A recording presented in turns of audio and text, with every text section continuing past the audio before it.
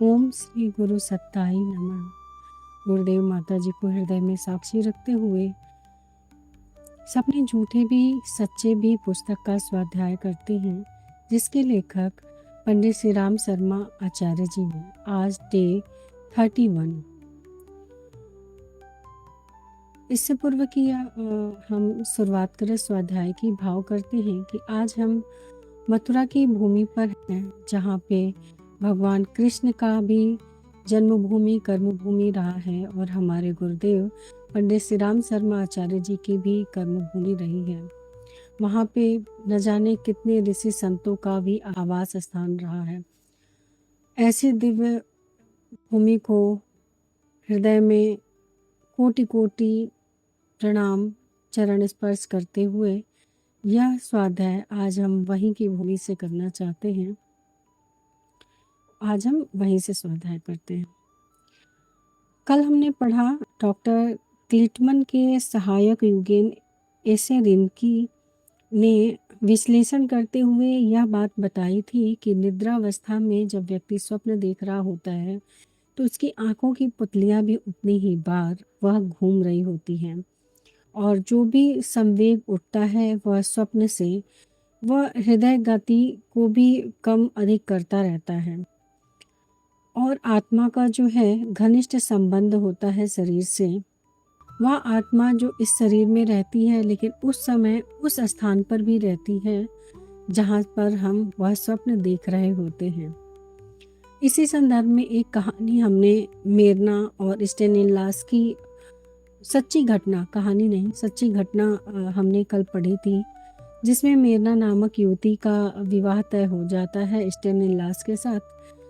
और जबकि वह जो व्यक्ति था स्टेनिलास, वो जो है फोर्स में रहता है।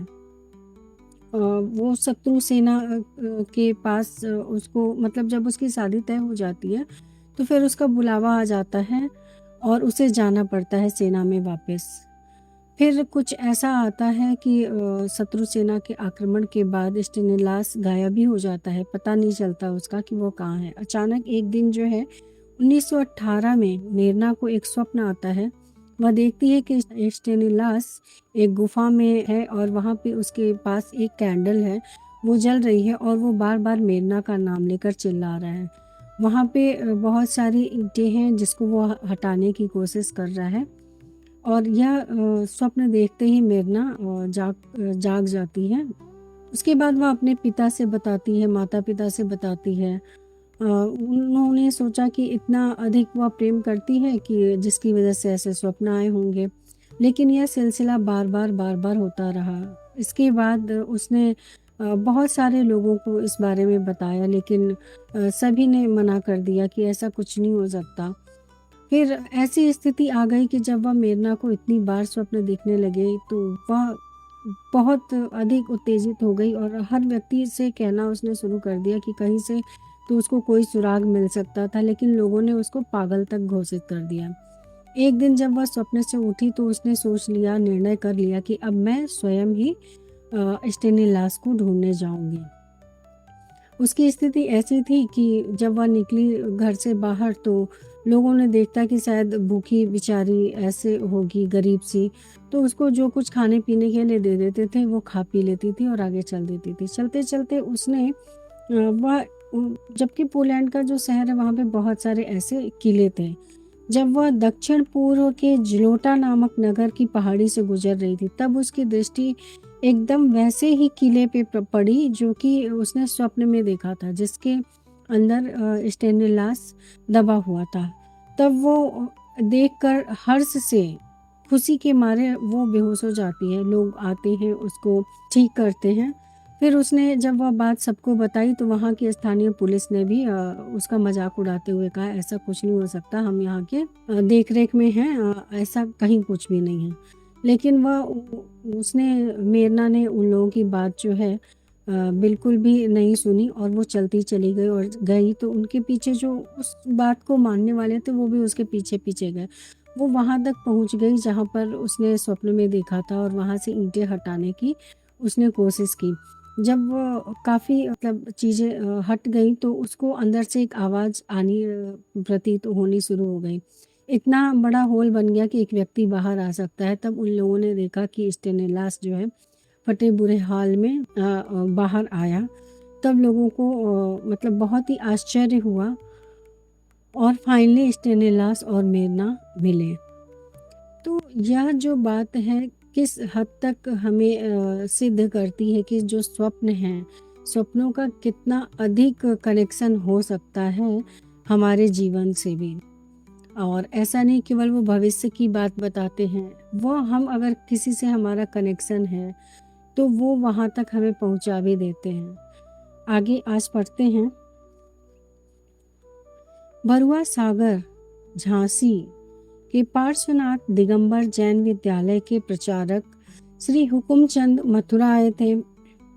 गांधी पार्क में घूमते हुए उनको एक सांप ने काट लिया। कुछ व्यक्तियों ने उनको रामकृष्ण मिशन अस्पताल वृंदावन में दाखिल करा दिया।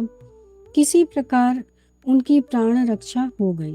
अब वे अस्पताल में पड़े थे तो उन्होंने स्वप्न में देखा कि कोई सफेद दाढ़ी वाला व्यक्ति उनको साथ ले गया और एक स्थान को बतलाकर वहां से भगवान पार्श्वनाथ की मूर्ति खोदकर निकालने का संकेत किया। अस्पताल से छुट्टी पाने पर वे उसी स्थान पर गए और 3 दिन तक खुदाई होने पर वहां से उक्त मूर्ति प्राप्त हो गई, जो बाद में स्थानीय कलेक्टर की आज्ञा से स्थानीय जैन मंदिर को दे दी गई। यहाँ भी यह बात की सिद्धि हो रही है कि स्वप्न में जो आया बिल्कुल एग्जैक्ट किसी चीज़ को, पर्टिकुलर चीज़ को बताने के लिए आया और वो भी 100% सही हुआ। एक और घटना सुनिए। कप्तान स्प्रुइट अताकाम्बा नामक जहाज में अपने कुछ साथियों सहित पत्थर का कोयला लादकर रवाना हुए। दुर्भाग्यवश जहाज में छेद हो गया और जहाज में पानी भरने लगा। 7 फरवरी को जहाज डूबने लगा तो कप्तान और उसके साथी एक नाव में बैठ गए जो इधर उधर ऐसी ही बहती रही। 16 फरवरी को इंडस्ट्री नामक एक अन्य जहाज वालों ने इसको बचा लिया।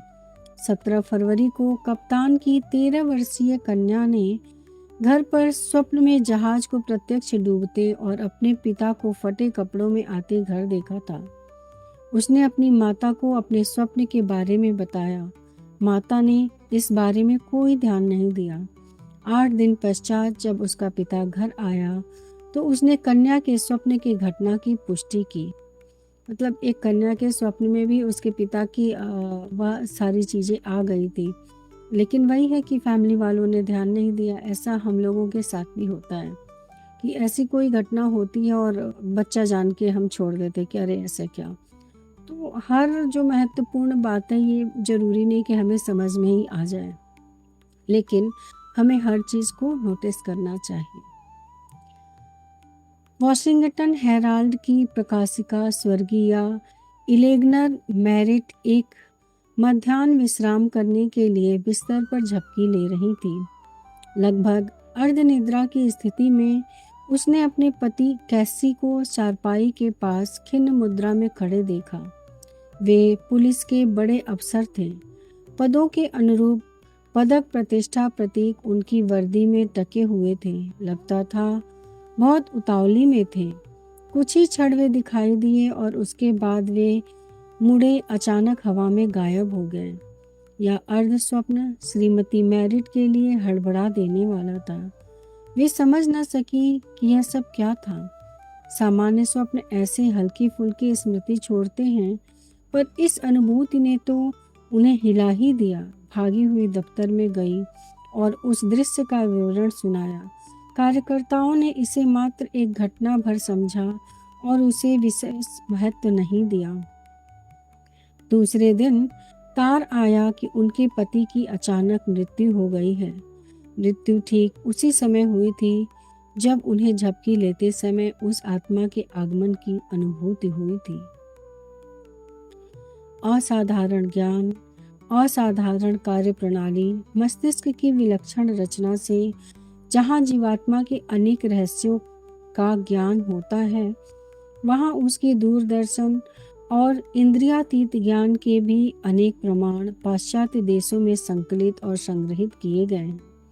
The news frontiers of mind के लेखक श्री जे.बी. राइन ने दूरदर्शन के तथ्यों का वैज्ञानिक और मनोवैज्ञानिक दोनों तरह से अध्ययन किया और यह पाया कि कुछ मामलों में अभ्यास के द्वारा ऐसे प्रयोग 50% से अधिक सत्य पाए गए हैं। आज के लिए इतना ही।